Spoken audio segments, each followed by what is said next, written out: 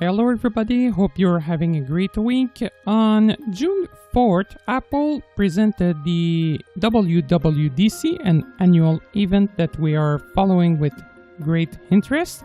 And this week we'll be with you to present you upcoming features that will be available soon on Apple devices. And I'm talking about new features coming up on iPhone, iPad and iPod Touch, Mac computer, watch, as well as Apple TV. Enjoy!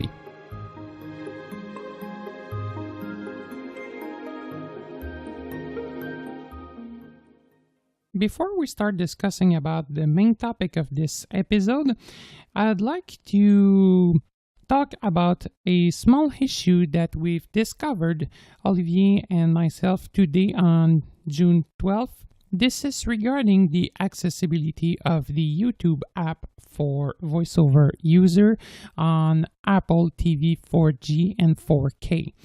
What's going on? We've discovered this one today. I don't know if it was an update pushed before today, but I would like to inform you about what's gonna happen if you're trying to use YouTube on the Apple TV and some temporary solution to fix this out. I have right now an Apple TV 4G in front of me. TV, row right 2, now, column 1. we're hearing Alex. I'll CDC find TV, the recently updated, YouTube row 3, app. column 1, global, speed test, recently, test flight, row 5, speed test, Netflix, MyTuner Radio, speed test, YouTube, AMI, YouTube, row 5, okay. column 4. And I'll click on this one and listen to this. Search. Massive bowl of ramen noodles and street food tour of Malaysia 26 hours and 20 minutes. 394,278 views. Strictly dumpling. And now we are hearing Samantha. Weird. Why we are hearing Samantha is because YouTube has launched a kind of homemade screen reader because they have changed the interface of their app. And this screen reader is causing a lot of issues to VoiceOver users. I'll try to flick right, left, up, down, and you'll see. Possible text, YouTube. Possible text, YouTube. Possible text, YouTube. Possible text, YouTube. And I can't navigate anymore YouTube. I'll press the home button. I'll show you how YouTube, to row 5, column 4. go ahead and use the built-in YouTube screen reader. I'll Follow turn focus. the router and select follow focus, then clicking back on YouTube.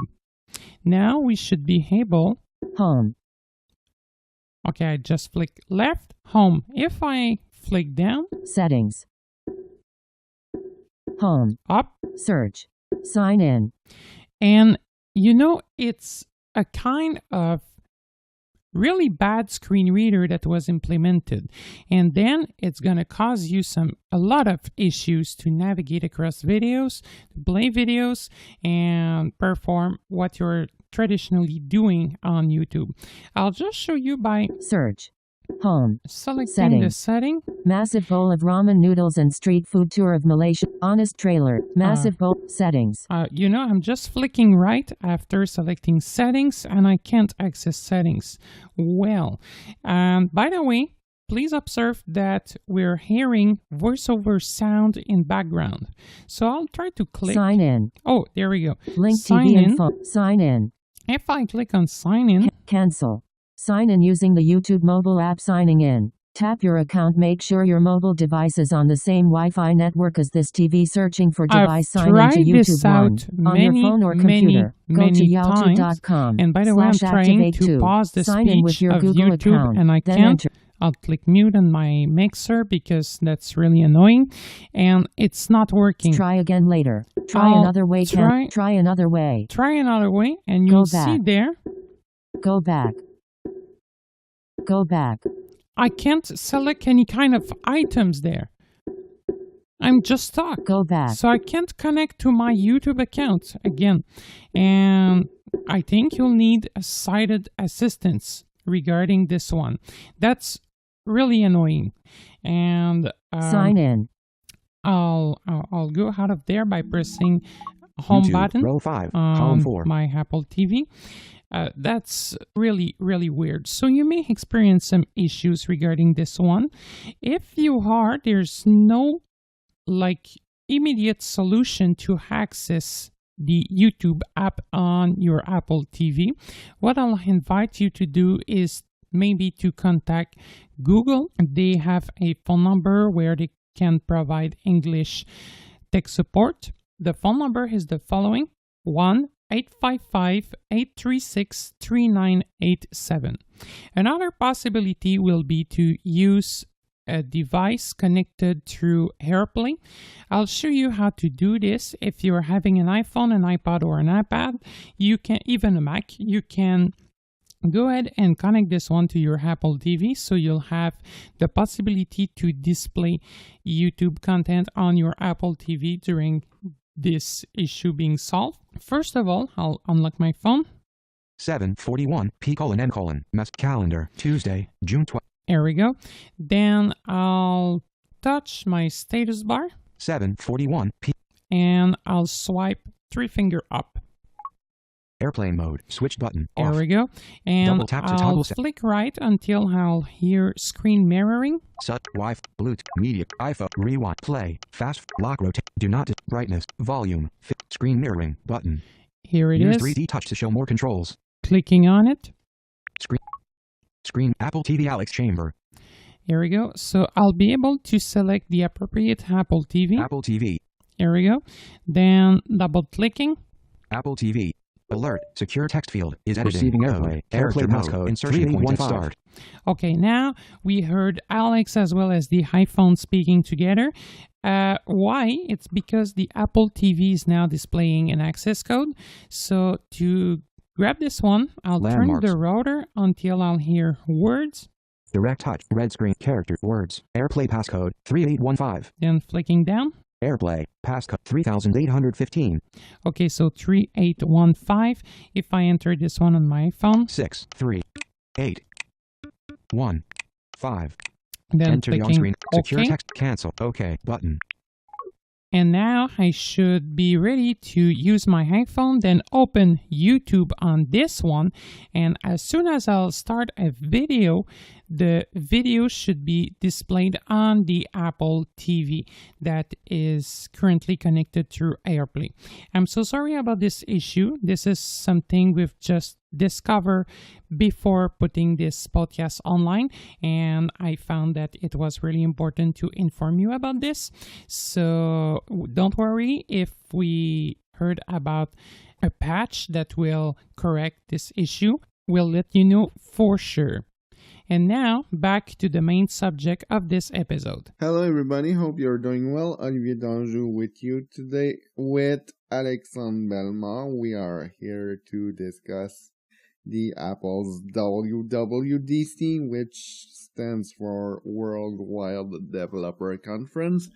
It was held on Monday, June 4th, 2018. So, hi Alex. Hi Olivier. How are you doing? Going? Yes. Yes, I'm doing well. So far, so good. Yeah, so it's been a long time since we made a podcast together. Yes, the last time was a face-to-face podcast. Now we are not face-to-face. We are doing it remotely. Definitely not, but we will see each other this summer. Probably, yes. When we'll come home. Yes. So now we are using a new audio system because we were using in the past another one. So we've decided to change for Team Talk. So you can let us know if the audio quality is better, is you prefer this one, you prefer the whole one, so please let us know. And yes, actually I know there's maybe background noise if you listen to it because sound condition Olivier's side are not actually the best one, so yes, you can hear some background noise. But we'll try to minimize this one by just muting the noise when it's not necessarily needed. So this is it, and maybe we can start discussing about the new product right now. So 4 categories were discussed about. So first of all, iOS, macOS, watchOS, and finally tvOS for Apple TV.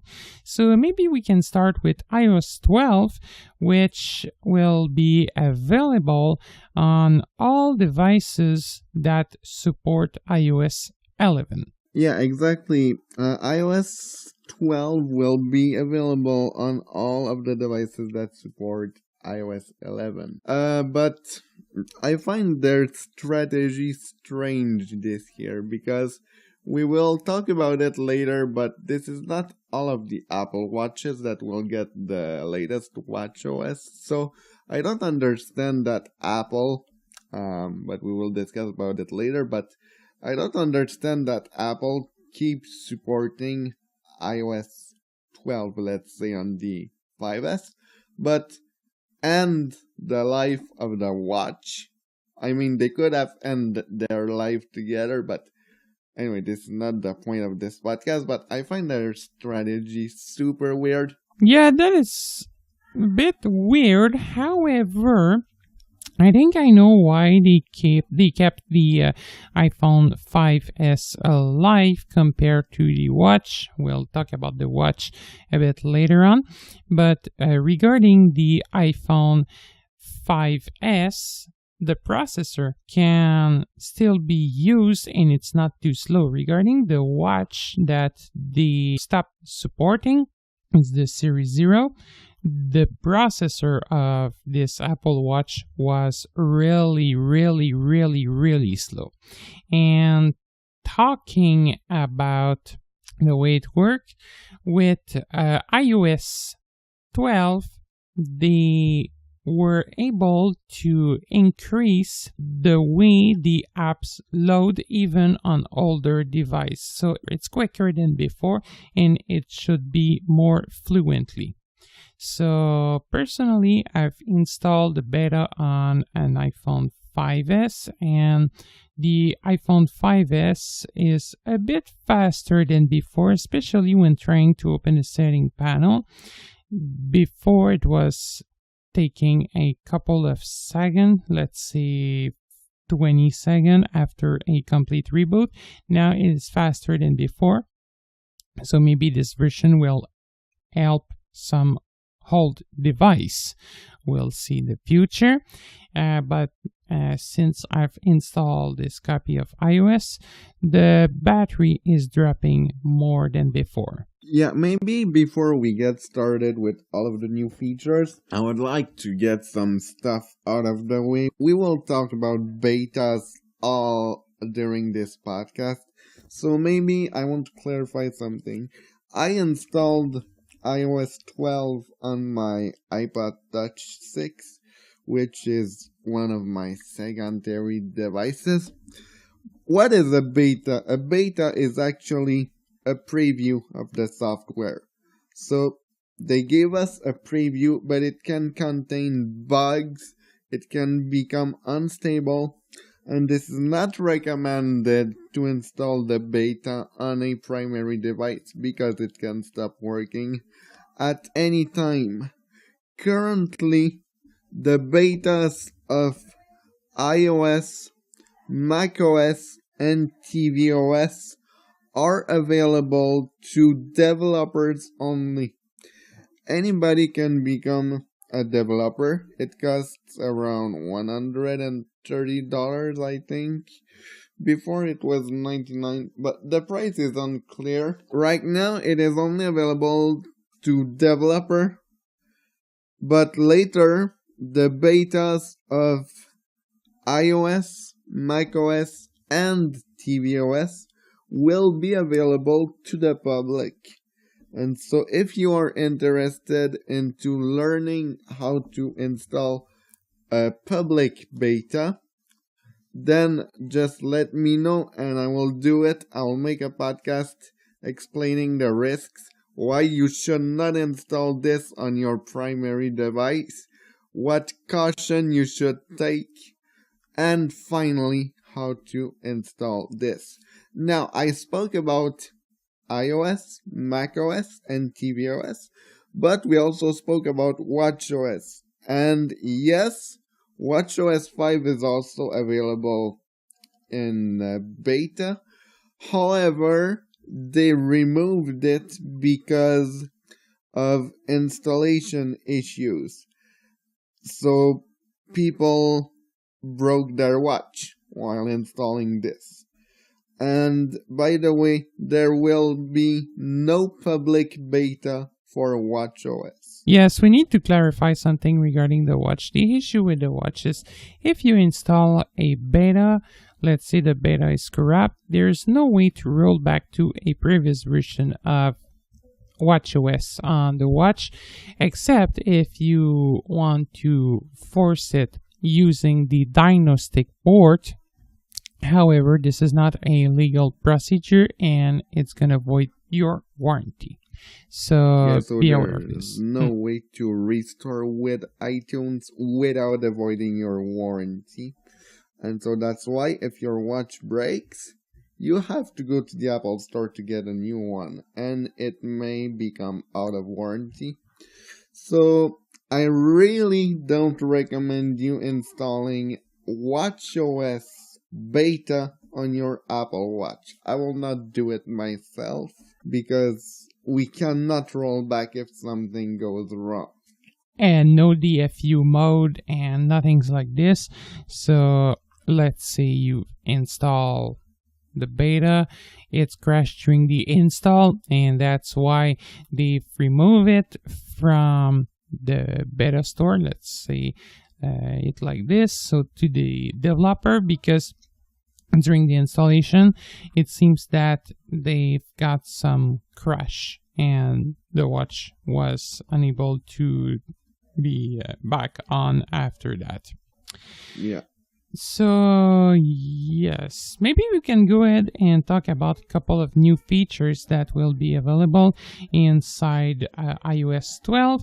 Would you like to start with the Do Not Disturb one? It is not the way I would have liked it to be, and this is not the Android one that I love, but anyways, they made some improvements. And one improvement is during the night, when you wake up at night, and some people do that, including myself. I sleep with my cell phone, and so I want to know what time is it when I wake up. But we have notifications, even though we are on Do Not Disturb, notifications are still on the screen. So when you wake up your phone, well, in my case, and I'm sure other people do this as well, we tend to look our notifications. The notifications are read out by voiceover, and sighted people can look at their notifications as well. And with Do Not Disturb during bedtime, what it will do, it will basically keep your notifications, and you will be able to see them. Let's say you set it off until 7 a.m. At 7 a.m. you will see your notification that you missed while you were sleeping. Also, they extended the features of Do Not Disturb, meaning you can set it like for 1 hour, or you can set the iPhone to, okay, when I leave this place, you turn off Do Not Disturb. So they made some improvements. However, I would have liked to see some schedules, like you can on Android, for example, set, okay, from Monday through Friday, I want it to be from 10 p.m. to 7 a.m. And at weekend, I want it to be like from 11 to 9 a.m. And I want it on Tuesday afternoon from 16 o'clock to 17 p.m. Let's say. Unfortunately, you can't do that yet. Yeah, no possibility to fix a schedule. So, but I know that maybe they'll improve this. But regarding the night, I think that's a great thing. they put on because you're sleeping, you don't want to be disturbed by notification, and I know that many persons are doing this when sleeping, and I think everybody's doing this sometimes during the night, so that's a great idea. Regarding also the do not disturb when driving, I think they'll maybe improve this feature too, because a couple of times I'm sitting in a car and I'm not driving myself for sure, but I'm sitting in a car and the do not disturb during driving turns on automatically, and there's no reason for, but it is. So the only way I've got to completely disable this function was to check in my setting, the turn on this option only when you're connected to a Bluetooth car accessory. So that was the only way I've got to completely disable this functionality. So maybe they'll be able to fix this with iOS 12. Talking about do not disturb during sleeping, they've also integrated a new feature that will allows you to limit the time you'll use your screen or some apps on a daily basis. This is a brand new feature of iOS 12, and maybe it's gonna help persons that are addicted to cell phones. Yeah, so basically you can set app limit time individually. So for example, let's say you're addicted to Facebook. Well, you can say, okay, I don't want to use Facebook more than 1 hour a day. So what it will do, iOS will calculate the time that you're spending on Facebook, and after 1 hour of usage, the app will be blocked until the next day. And this feature will be also available through family sharing, so parents will be able to control what app their kids can use, and also how many times they can use it. They can also limit certain features of an app, I think. But what I wonder... Like contents or inappropriate content, yes, they can. What I wonder, though, and I will have to test this, is if I set a limit to, let's say, 1 hour on Facebook Messenger, but I press the home button, but the app is still open. Will iOS calculate this, or does it calculate only when you are browsing into the app? Really, I think I think it's going to calculate the exact time when browsing inside the app, because otherwise it's not going to make sense, because nobody is closing app all the time. So I think that's going to be what they'll calculate, the time exactly when the application screen is being displayed. And 5 minutes, let's say, before the end of the period you fixed, you should, when using the application, you should receive a notification that will say, hey, okay, you're approaching your limit, and the application will block after this. If you want to unlock it, you'll have the possibility to enter a security code that will unlock the application. So that's going to be the way to work with this technology. And what else? Also, you can limit the entire usage of the iPhone, and in this case only phone calls will work, and essential apps like the phone. And what else? Also, you also have a summary of all your activities. Like let's say you're opening the setting tab and containing the setting for this new feature. You'll have the possibility to see there, like, okay, today I've raise my phone, let's say 4 times per hour to check my notification, and I was able to see, let's say, a calendar of all the time I raise my phone during the day, and let's say between 12 and 1 p.m. I raise my phone 14 times to send notification, to write down messages, etc. So that's a real complete feature, and that's really interesting, and I think it's gonna help a lot of person who are having difficulties with self-control using a cell phone. This feature is at the root of the settings, strangely. Yes, it is. Maybe they can put it inside restriction, but I think why they've put it on the main window of settings is simply to permit everybody to see this setting before anything, and then, set up their preferences for this. If you want to be less dependent of a unit, you should have the possibility to see this setting before anything else. So next, they spoke about animojis, but we're not going to cover that. Yeah, this is a real visual part, and by the way, since a couple of keynotes, they are asking, or they are talking a lot about visual features like photos and emoji and things like this. Yeah. Yes. Mm-hmm. And for those of you who don't know, animojis are emoticons that are exclusive to the iPhone X. We did not cover them in the podcast that we made between the iPhone 8 and the iPhone X, because this is purely visual. I don't know if we talked a bit about, but I remember that I did personally some tests with the iPhone X.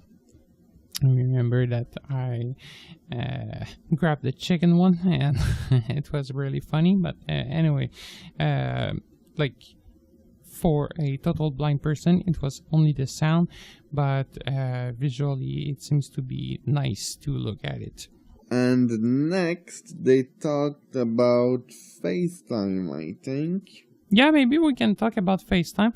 We'll come back about new apps available on iPad, but let's go ahead and talk about FaceTime. Now, FaceTime support group calls. Yeah, so up to 32 people, video and audio. That's pretty cool. And FaceTime are offering really good calls qualities. So, Mm-hmm. And especially now that Skype is becoming a real nightmare to use. Yes, it is. And maybe you know some organization, let's say you want to play a chess tournament online. I think it's going to be a great solution to do it. I'm not sure, by the way, if they implement the room feature or if anyone needs to call each other each time. I think we'll have to perform some tests on this one a bit later on. I've just double checked, and right now each one needs to call each other each time they'd like to push a call. I'm not sure there's a group strategy that allows you to create a group and then to call this group each time you'd like to do, or to create a room that everybody can join when they'd like to join. Also, they redesigned the voice memos app. So now all of your voice memos are synced directly into iCloud, and you have the choice of multiple file format. Yes, so you can choose the quality of voice memo as well as choosing some format for the file. But the best thing is that now you can choose the appropriate quality of the voice memo when recording.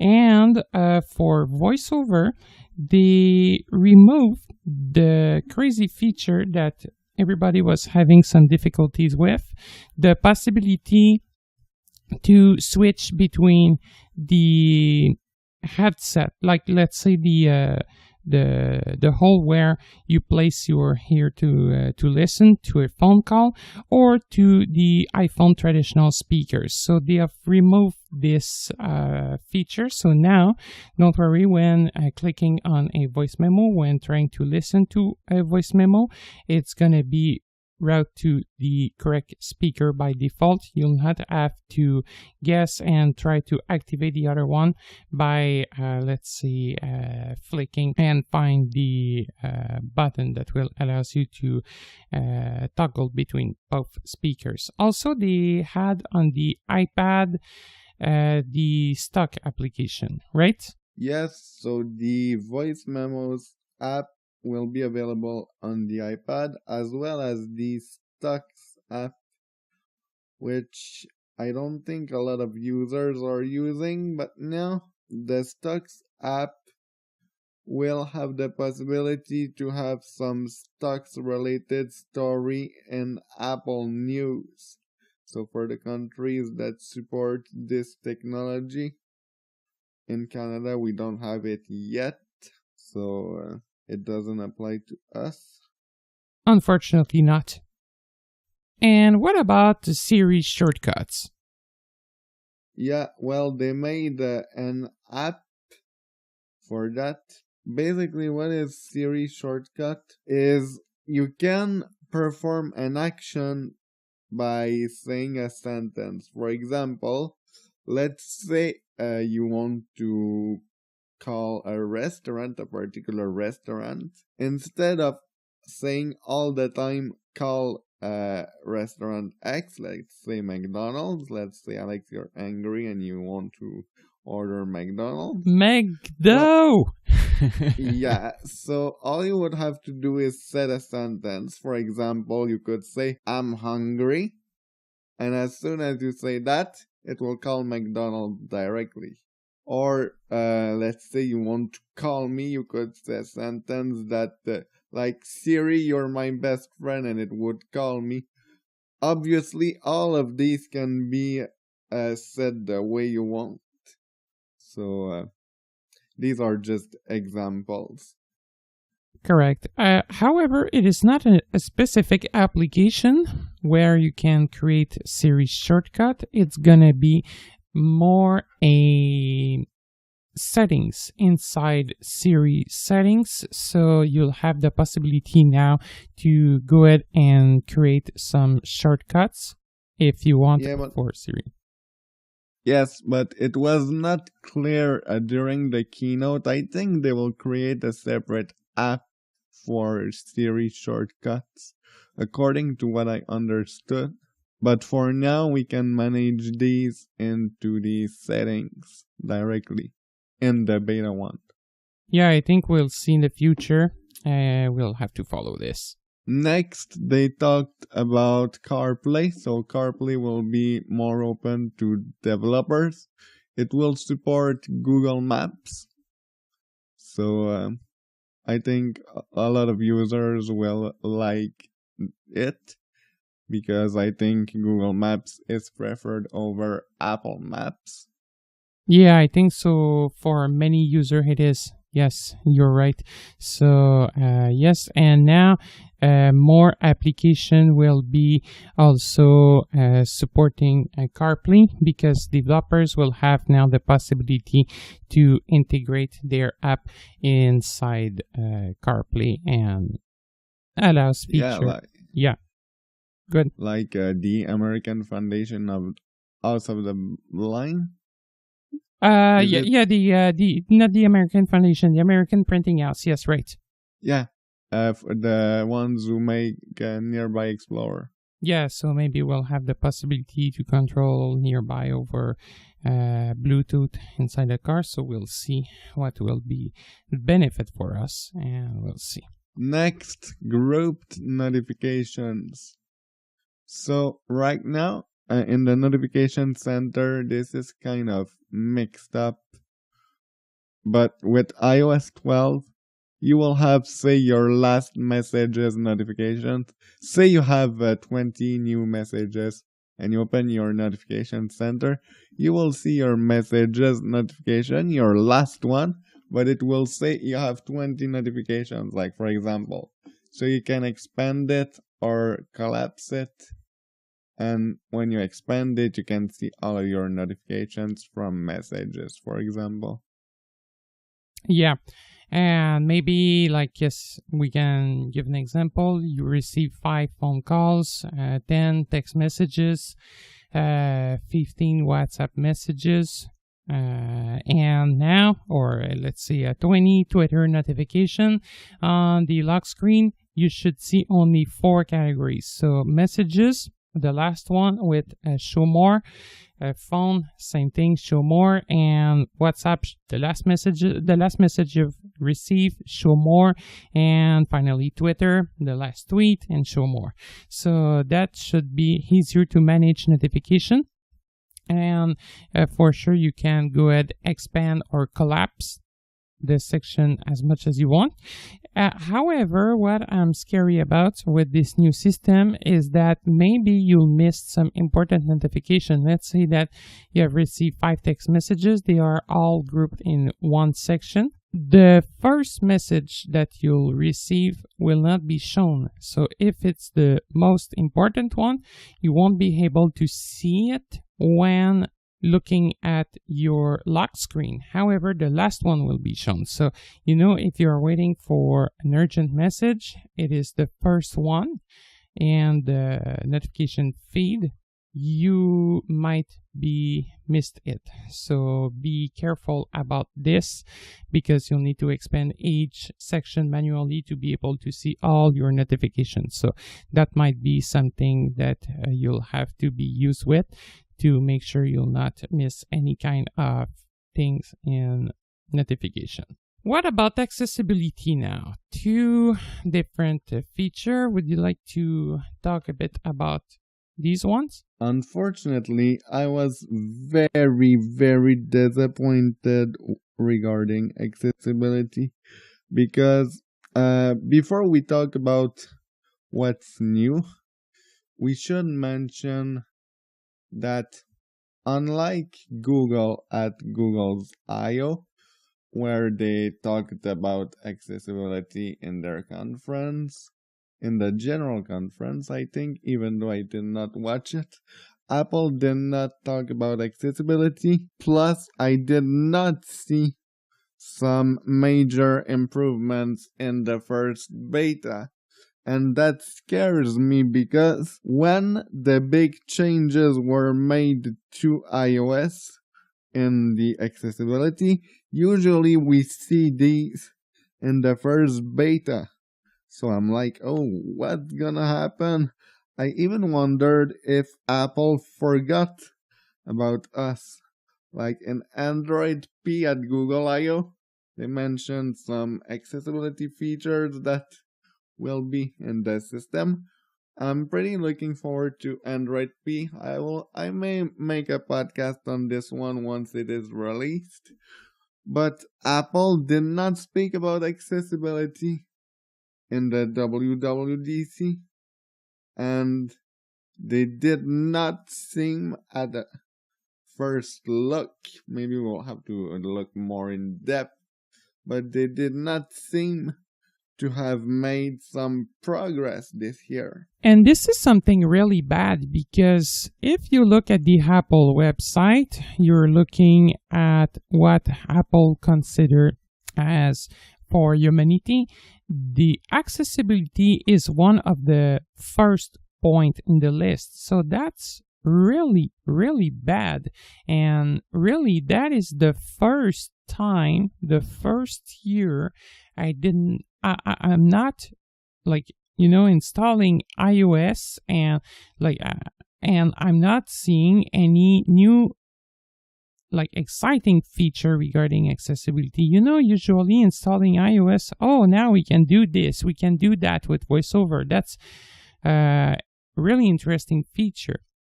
Let's say last year it was now possible with iOS 11 to reassign shortcuts for Braille displays, new option in VoiceOver Router, things like this. This year Nothing.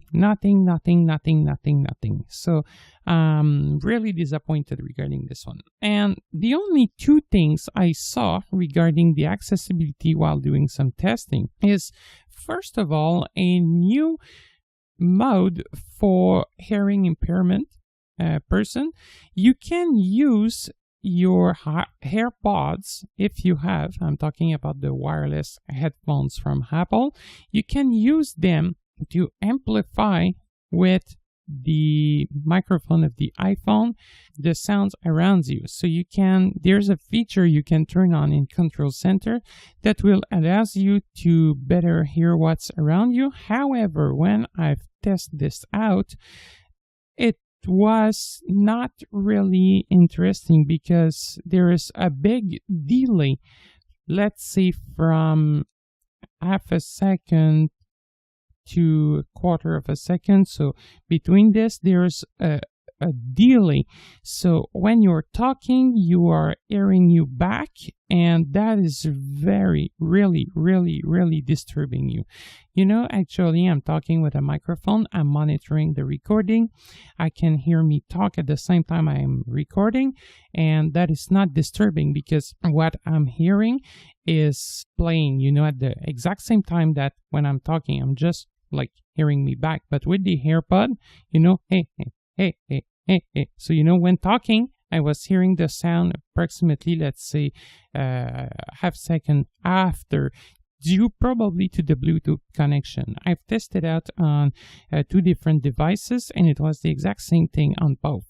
So I was really disappointed. The other one is, but there's no promise here, I saw in voiceover setting under Braille, a setting for like allow a Braille USB device to unlock to connect to the iPhone even if this one is locked.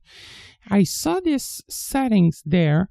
However, I did some tests with a USB adapter, USB Lightning to USB adapter that I've bought in the past, and unfortunately I was unable to connect any kind of Braille display via USB because either it was a power outage problem, so because the iPhone is not enough powerful to power the Braille display, or I've just received an error message saying that it is not supported. And by the way, I've tested out with 3 different Braille displays. I've tested this out with a Brilliant BI40 from Humanware, a Focus Braille display, and also because there is an internal battery, it's a tablet, it's need less power through USB. I've tested this out with a Braille Touch from Humanware, and I've got the same error with all the Braille displays that I test with.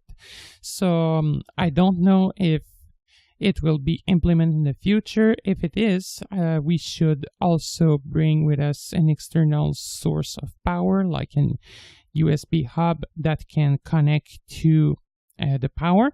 But at this time, really, there's nothing impressing me regarding the accessibility, and really, that's the first year, and that I'm not seeing any, wow factor when installing the new version of iOS. So anyway, maybe they'll provide new feature in the next beta release, but for now, this is not. There's no wow factor to talk about. Next thing, auto updates. Yeah, just before I want, because I said that they did not speak about accessibility during the keynote. In the past year, they did not speak either of the accessibility. Well, it was very rare that they spoke of accessibility during the keynote. However, as soon as the betas were released, we had some podcasts that were demonstrating the new accessibility features, and this year, nothing. So I'm very disappointed. And probably why we don't have any kind of podcast like this, it's because, wow, looking at the settings, there's no new features. And sometimes there is, I think, at least a feature regarding accessibility that is presented in the keynote. Let's see, I remember a couple of years ago they were talking about workout in wheelchair, also for hearing impairment, assistive technologies. Usually there's something, not so long, but they are talking a bit of accessibility. Let's see, 15 seconds during the 2 hours keynote, but there is something. This year, nothing. That's really bad. Anyway, so we'll see in the future. Yeah. So automatic updates, yeah. Yes. So since a while on Apple TV, it is turned on by default.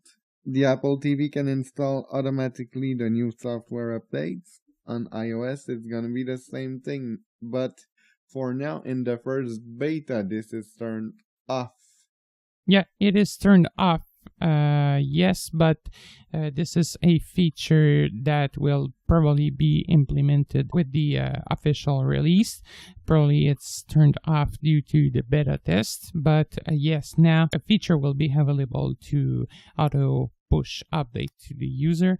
So if you don't want this, especially if you're scary about new version, you should turn it off. I think we've covered all major points about iOS. For sure, we skip a lot of visual effect or visual features that were talked during the keynote, but we are here for the accessibility first. Maybe now we can talk about macOS. Yeah, so they announced macOS 10.14, which is now called Mojave.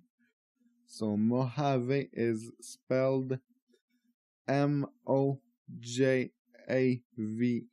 but they pronounce it Mojave. VoiceOver pronounces it correctly. Great. So now after iSierra, this is Mojave. Yes, and one of the things we should note about is the fact that now they've changed the way that system update will be pushed.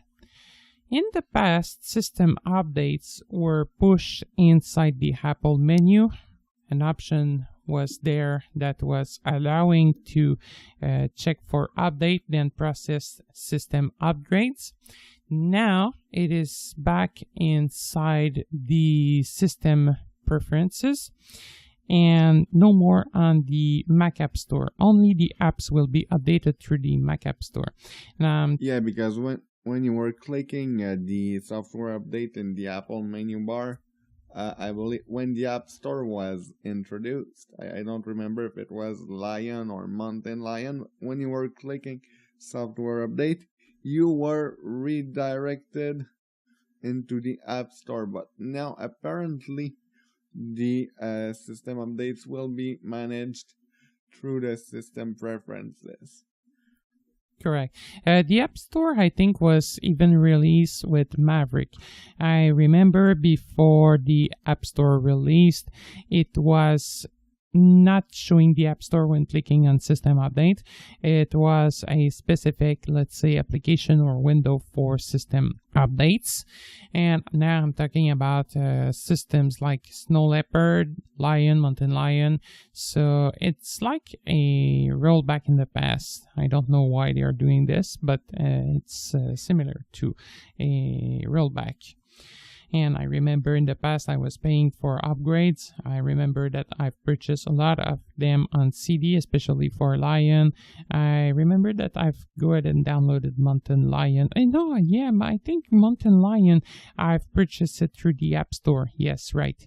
But for when I've updated my old Snow Leopard, it was not on the Mac App Store. I remember that I've go ahead and purchase a DVD at the Apple Store in Montreal. Other thing, Office 365 now available into the Mac App Store.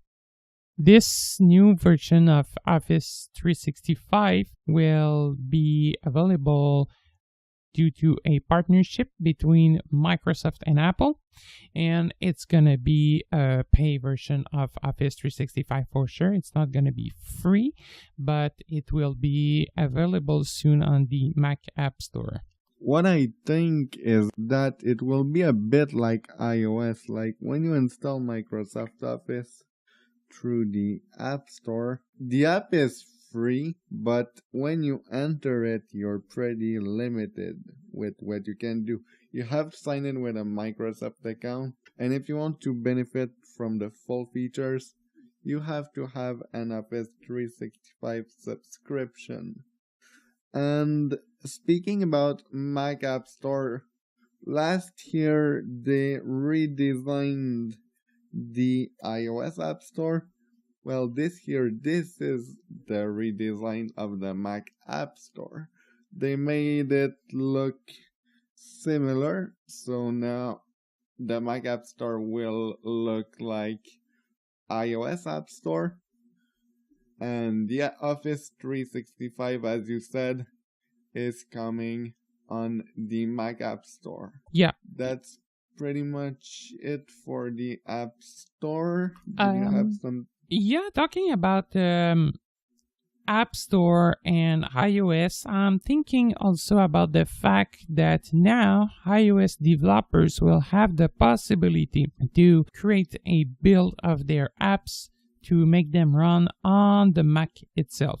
So now you'll have the possibility, if the developer wants to do so, you'll have the possibility to use what you're using as application on iOS on your Mac. However, right now, what I've heard about is that if you want to use a control, let's say a slider, turn a wheel, whatever, you'll need to use your mouse because it's not going to be possible to do so using a keyboard.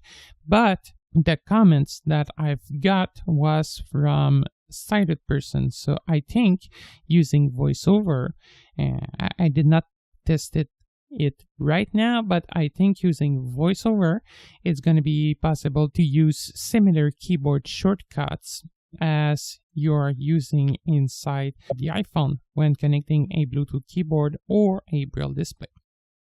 I don't know regarding the trackpad. I'm not sure the same gestures will be supported, but we'll see when more application will be available on the Mac App Store. Unlike iOS application will be available on the Mac App Store. Talking about app, the Home app that allows you to control smart material or connected hardware, let's say a Kitchener, washing machine, door lock, whatever. Now it should be available on your Mac, and Siri will be able to control this kind of feature. Other thing, in Mojave, visual effect for sure. And I'm talking about the dark mode that was now implemented in Mojave. They've implemented this one on iOS, but now they implement this one on Mojave. Otherwise, the quick look panel that was helpful to quickly view a file if this file is compatible with the quick look. I'm talking, let's say, about audio files that can be played inside the quick look, about some text file, etc. Now the quick look will allows you to edit some file as well as some PDF document, rotate image, and also you'll have the possibility at this time to rotate video file and cut some audio files. So that's going to be something really useful.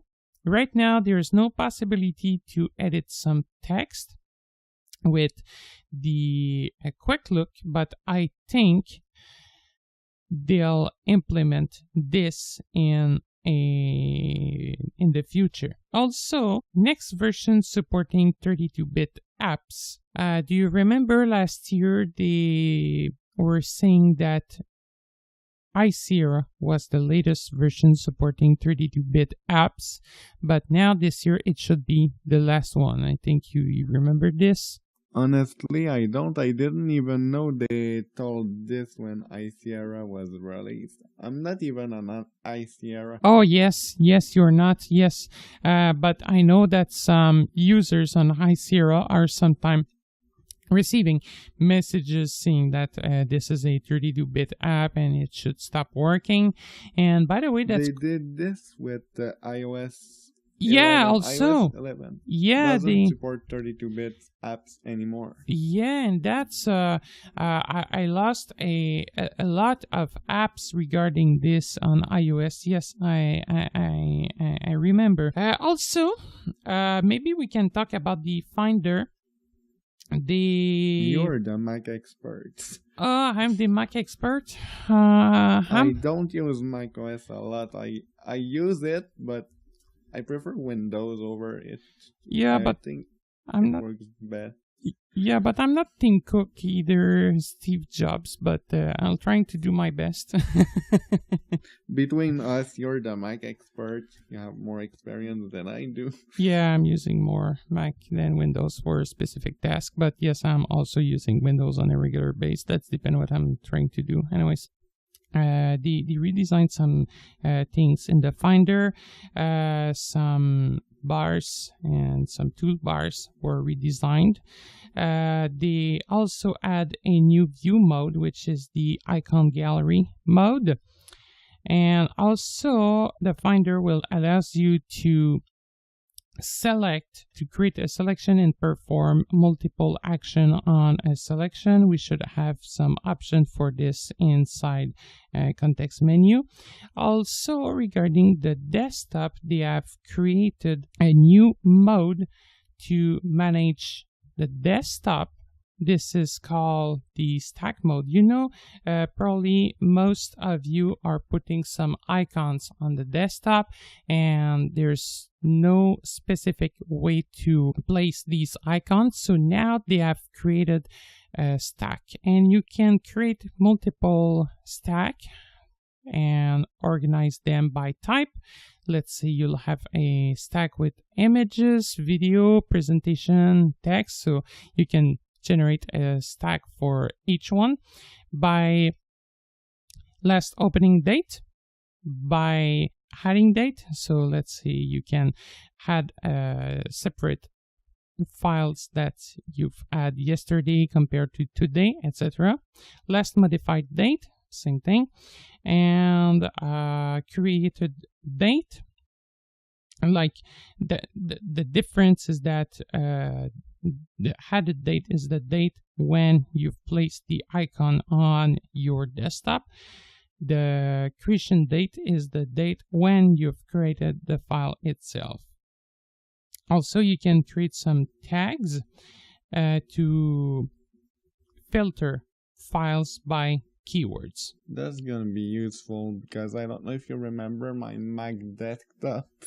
But unfortunately, no, I don't remember. I have a lot of stuff on it. Really? Okay. I have to. Usually, what I suggest instead of using the desktop is to place your informations or your file inside your documents and like in Windows. But I find it easier to do it on Windows. So my desktop on Windows is pretty clean on my laptops, but I find it harder to work with Mac OS than on Windows. I just don't get it. Okay, yeah, but actually, I think on Mac desktop you can also create folder if you really want to do so. There's a way to, there's a way to create folder. It's just taking more time to do, but it is possible to do so also on a Mac. But it depends the way you work. I don't know how the stacks will work with VoiceOver because I did not install any beta because I can't right now. But yes, we'll see. If you're using it, or if you want to give us comments about how it's working, please let us know, and maybe we can talk about this in a future podcast. I don't think they made some changes regarding accessibility. At least I did not see articles about it. Yeah, same thing personally. And no, I did not see any new features regarding macOS accessibility too. That's really bad. And since a couple of years regarding macOS, since let's say maybe Sierra and Icera, I observed that the accessibility is worse than ever. Some features that are working, that were working correctly, are sometimes not. Let's say, for example, that's basic, but in the Finder with Icera, sometimes it is hard to click on icons. The VO space not working as expected in some situation, and sometimes it's sluggy than ever, and I don't know what they are doing there. That's strange. Like, on one hand, we have Microsoft that keeps improving with narrator, and on the other hand, we have Apple that seems to say like, oh, we did it, but now we don't care anymore. That's really bad. And yes, Microsoft are doing great improvement to the accessibility. Apple are putting this on the side, but since Steve left the shop, it is worst with accessibility. It's not like they are saying that it's an high priority for the accessibility and they are caring about, but really, I'm not sure they are doing all they can do regarding the accessibility. That's really bad, I know. Anyways, we'll see in the future. Maybe we'll roll back more to Microsoft. Maybe Apple will be put on the side. I know for mobile that Android are doing great stuff also regarding the accessibility, even if they had some issues with Android Oreo, but we'll see what's gonna happen in Apple's side. I'm curious about. And Android P will be released soon, so pretty looking forward to install this and to review it. So yeah, waiting for that as well. Maybe now we can discuss about Watch OS, because they've talked about it. New OS system available on the Watch. Yeah, so Watch OS 5, unlike iOS 12, will not be supported on all models. The supported watches for Watch OS 5 are Series 1, Series 2, and Series 3. So the original Apple Watch is out. Yep, and that's strange because a user of iPhone 5S can run the Apple Watch Series 0. The iPhone will be updated to iOS 12, but the watch will not follow Watch OS 5. I think I understand why they did this, because the processor of the Series 0 was really slow. It was sluggy, and let's say you just want to send okay, yes, by text message. Sometimes it was just taking 30 seconds before the screen popped up and you were able to send a message. But for a user who has an iPhone 5S, that can be a bit strange. Yeah, because the 5S will support up to iOS 12, but the watch will not support up to iOS 5. So, in other words, they will not end their life together. So that's strange from Apple. They could have optimized the code as they did with iOS 12. I don't know why they did that. I really don't know. Maybe due to the processor, because they have no choice to do so. Yeah. Yeah, maybe. Yeah, maybe, exactly. The other thing, maybe if we go ahead and talk about features, now the auto update should be available, right? Update at night. So, when your iPhone prompts you to install software update, you have the choice to install it now or install it during the night. Well, now they bring that to WatchOS. Yeah, so don't need to worry again about update. That should be interesting. What else? Wi-Fi connectivity. Unfortunately for us, that is not good. And for us, I'm speaking about blind user, low vision users, because now the Apple Watch can connect to a Wi-Fi network independently from the iPhone. It will have a Wi-Fi settings directly into the watch. The bad side of this is you will have to enter your Wi-Fi password as if you were writing it with a pen. And for me, like for example, if we take me as an example, I don't know the alphabet in print. So I would not be able to enter passwords. Yeah, personally, I know print letters, traditional print letters. I'm able to, let's say, read a credit card by touching it. It's not sometimes easy because characters are small, but I used in the past, before Braille screen input was available on the iPhone, I used the, let's say, handwriting, the handwriting feature, yes, correct, with the rotor. I remember that I passed a couple of hours testing it, and I was having a lot of fun with it.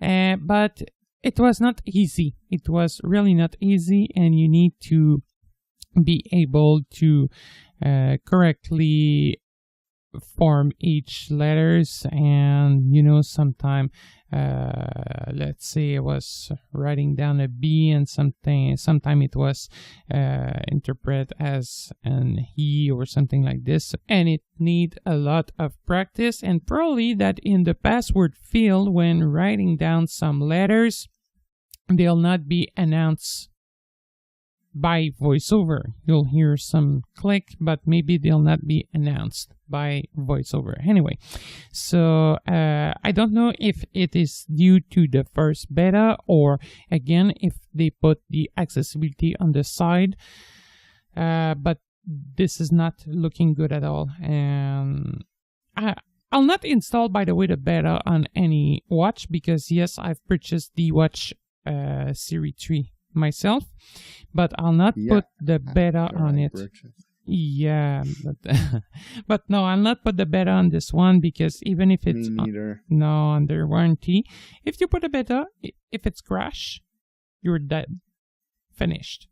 Because you cannot downgrade. No, there's no way to restore except by, let's say, use the diagnostic connector, but it's gonna void the warranty, so that's not a great idea. Yeah.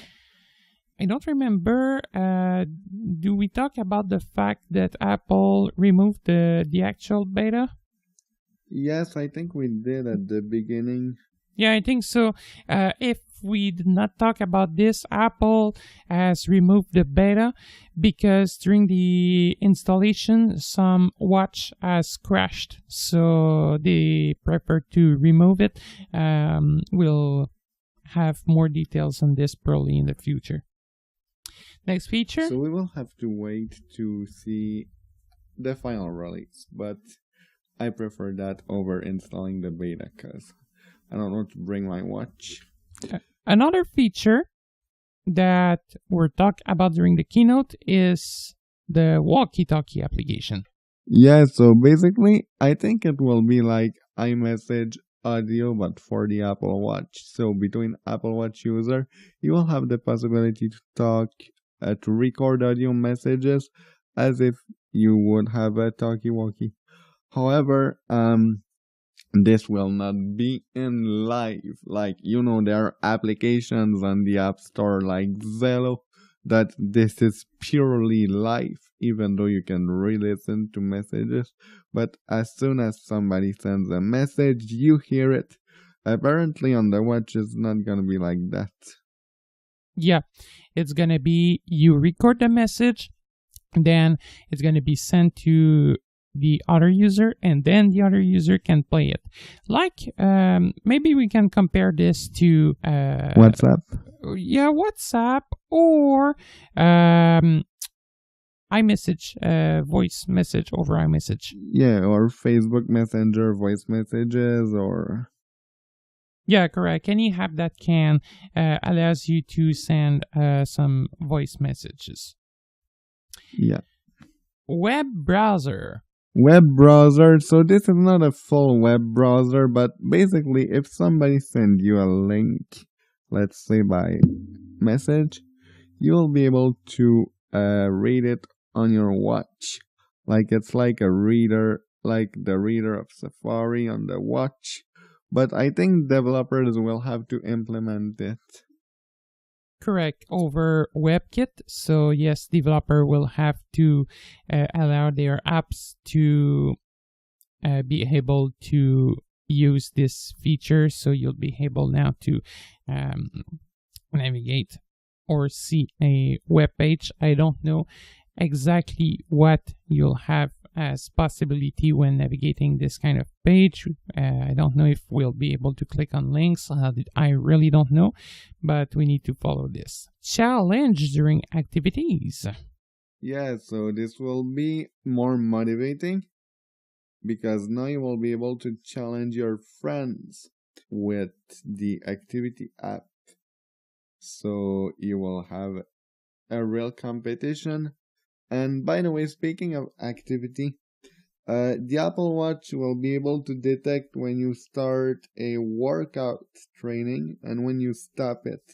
What I don't know and what I wonder is, will the Apple Watch know when you go, for example, for a swim? Because, yeah, I'll have to ask Apple about this when WatchOS 5 is released, because I would not want to go into water and that water mode doesn't enable automatically. Yeah, I really don't know. We'll have to check this out.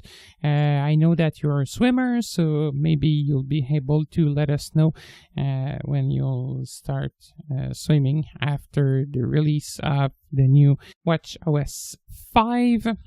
And talking about activities, two new activities are now available in the activity. We're talking about yoga as well as the possibility for pedestrian remedies, walk, etc. And now it's going to be possible to measure the number of steps per minute. So that's great things. So maybe I'll need to move my body a bit more because Olivier will send me some statistics. Yeah. Oh, yeah. Next thing, podcast. Yeah, podcast app is now available on the watch. However, you will need Bluetooth headphones in order to listen to podcasts on your watch. Boring. And by the way, the podcast app on iOS will allow chapters navigation. Not on the watch. Not on the watch. Not on the watch, but on iOS. We forgot to talk about it. Correct. That's going to be a new feature of the podcast app on iOS. And by the way, if you are interested that we separate Canadialog podcast between chapters, maybe please let us know and I'll try to have a look at what I can do regarding this. Maybe I can try to separate podcasts by chapters. We'll see. But yes, on the watch is going to be listen only. But personally, I hate that with Bluetooth headset. They should provide a way to listen to music even to podcasts as well as audiobook for us through the integrated speakers. Because anyway, we're listening to TTS. I know, it's not a home cinema with the Apple Watch. You not have all the EQ settings you'd like. It's not gonna be a Sonos speaker or whatever, but that's a speaker, that's a correct speaker for TTS, and even if the music is not perfect, we should be able to listen to music, but I think they don't want. Yeah, I think they don't want because they find the speaker too cheap. Anyways. I think that the volume of the speaker also has an impact on the battery of the watch. Yeah, this is what you were talking about before. Personally, I did not observe this yet, but if you want to talk a bit about this, that's really interesting. Yeah, so when I got my Apple Watch Series 0, so the very first Apple Watch, I had some issues with my battery because I was increasing the voiceover volume to 100%, and I learned that having the voiceover volume set to 100% or high had impact on the battery. So what I did, because the battery was draining super fast on my Apple Watch Series 0, so what I did, I turned it down to 80%, which was the default value, and then I was alright. So for me, as speaking about the Apple Watch and battery, it was a huge upgrade from Series 0 to Series 3, especially on the battery side, because now I'm able to wear the watch and maybe charge it once a day, or even I can was able to make maybe one day and a half or 2 days max, but the battery is so much better.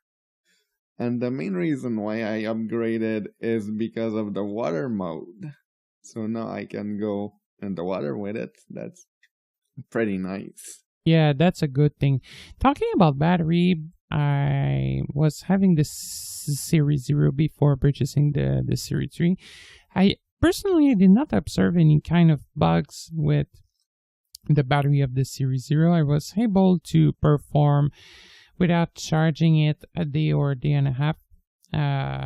That's a bit strange, the issue you were having about batteries of the Series 0. I don't know if other listeners were having this kind of issue too, but if you were, that's interesting to know about.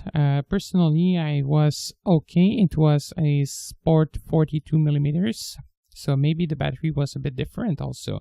I think you were having the 38, right?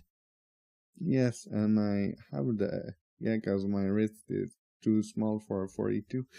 And even for the Series 3, I got the 38 and you got the 42. Yes, right. So maybe that's making the difference. I really don't know. But personally, I was okay with the battery. And I think one of my friends who also purchased the Series 0, it was a 38, but it was not the sport model. It was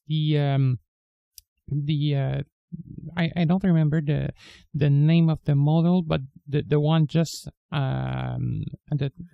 just after the regular Apple Watch. Yeah, I think it is the one in stainless steel.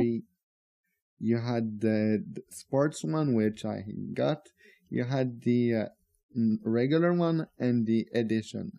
Yeah, I think it was the regular one, the one in stainless steel, and it was a 38 millimeters. And when we've purchased the Apple Watch together, because yes, we've purchased it together for the Series 0, we were, the battery is just incredible. But anyway, maybe I don't know, maybe you've got a defect unit. That's a bit strange. I don't know. Anyway, Series 0 is over. Bye-bye. And by the way, did you observe the same thing regarding voiceover volume with the Series 3? I don't know. I didn't try to put it at 100% because the speaker is so much better that I hear it well.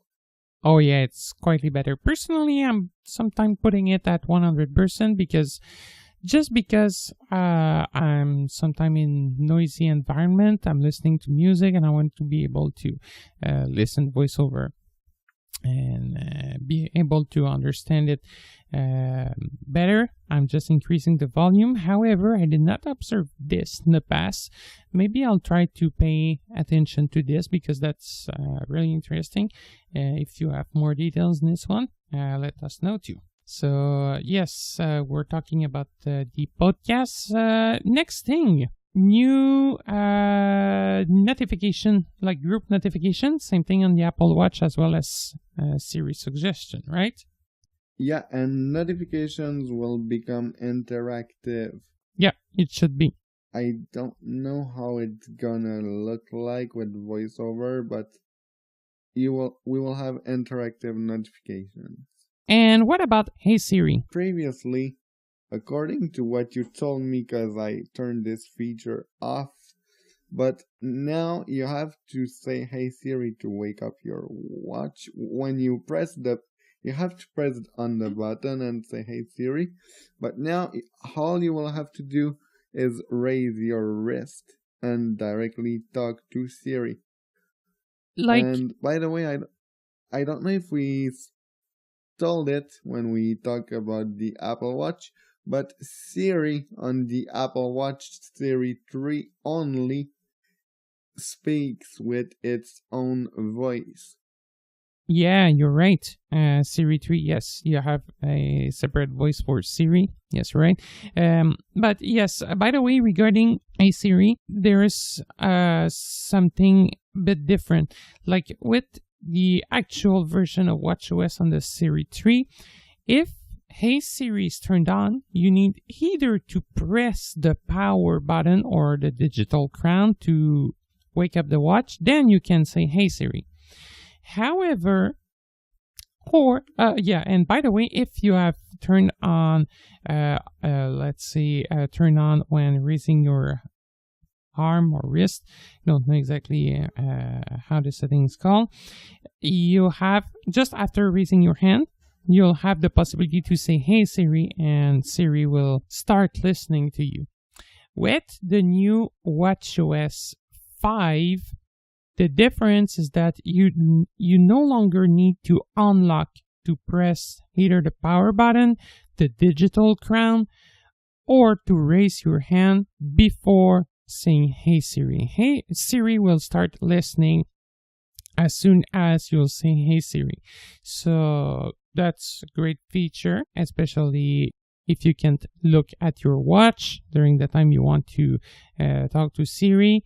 You'll be able to communicate with Siri without even touching the watch and raising your hand. What about now the Apple TV? They did not talk a lot about the Apple TV. Just before, we forgot to mention that Siri shortcuts will also be available on Apple Watch.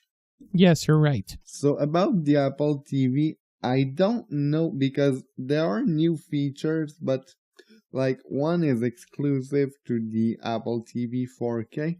I think this is the Dolby Audio.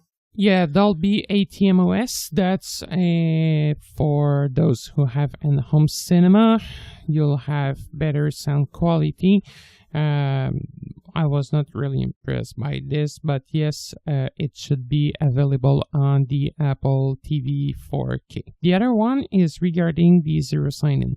So let's say that you have a subscription to streaming services like Netflix, like in US, there's a lot of streaming services. In Canada, we don't have a lot of them.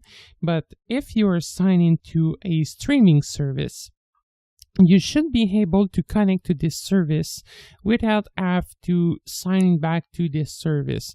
Probably like the token for your Netflix subscription will be automatically being assigned to an Apple ID. So you'll just have to sign in with your Apple ID and you'll be automatically signed in to your streaming services. I know here in Canada that Bell, Rogers, for those who are in Quebec, Videotron, maybe Shaw are offering streaming services for listening to TV, for listening to your records programs. But at this time, I'm not sure they will subscribe to this service from Apple, because fortunately in Canada we are very, very, very late compared to in the United States regarding tele distributors. So I don't know what's gonna happen with this, but I hope these providers will collaborate with Apple, because anyway it will provide more accessible stuff at the same time, probably to voiceover users. But we'll see what's gonna happen with this in the next few months. I think this is it for today. I don't know if you have something else to add, but I think this is it. Yeah, just maybe I will add the Apple TV 4K is the Apple TV that was released in last September. So we have the regular Apple TV 4 and the Apple TV 4K, which brings 4K to the Apple TV. For us blind users, this is not quite useful. So I just wanted to clarify that, because Apple TV 4, maybe it might have some confusion with Apple TV 4K, but this is not the same thing. Yeah, the regular Apple TV 4 is called the 4G, by the way. But yes, personally, as a blind user, I have the 4G right here. I'm not gonna purchase any 4K because really not interesting, especially made for visual contents. And really, I'm not. Even if they are talking about the Dolby ATM OS, I'm not sure I'll go ahead and purchase this just for this new feature. This is not something that No. But eventually the Apple TV 4 will be blocked. Oh yeah, probably, because they are doing this because they want we purchase new stuff, and again new stuff. So yes, they will probably. Like the Apple TV 3G is now stock, and that's really bad, because the only feature that I'm missing with the Apple TV 3 is personally the fact that I would like to have Apple Music on it, but I'm still using my bedroom to push AirPlay contents on a accessible TVs that I've purchased from Sanyo. Anyway, maybe we can talk about this in a future podcast release about accessibility of TVs. I got a request about this, so maybe yes, we'll do it for sure. So I think this is it for today. Thanks for listening. If you have some comments, questions, whatever else you want to suggest a subject for an episode, feel free to do this by email, by phone. And don't hesitate to contact us. We always like to hear from you. Yeah, sure. And if you want to learn more about our training program or support program, we're still offering training on Apple device, on a PC computer, whatever. Let us know. You can contact us. Feel free to contact us to discuss with us about what you need. And if we can do something for you, we'll be more than happy to do. Trainings are offered at a cost of $30 per hour, usually for individual customers. So Alex, that was a pleasure to make a podcast with you. Yes, it was. I hope we will do one at home this summer when you will come. Yeah, maybe we'll check about this. Yes, sure. Maybe around a big beer. And a barbecue, never know. So yeah, sure. And it's going to be a pleasure to meet with you this summer. Yep. Thanks for listening, and bye for now. Thanks for listening. Before the end of this podcast, I would like to say thank you for your loyalty to this series of podcasts on assistive technologies. I would also like to thank our loyal collaborator. As a reminder, I would like to inform you that Canadialog will not provide free technical support on product presented during these shows and that are not sold directly by Canadialog. Please note that our podcasts are now available on our website, YouTube, iTunes, as well as on Victor devices by consulting the North American English suggested podcast list from Humanware. If you have any questions, comments, or suggestions, you can contact us via email at podcastwitness@canadialog.com. That is PODCASTS at CANADIALOG.com, or by phone on our toll-free number at 1-888-730-0003. Again, 1-888-730-0003, extension 555, extension 555. I also invite you to visit our website, which contains a lot of useful information at www.canadialog.com. You can also visit us on Facebook, Twitter, and YouTube. Thanks for listening.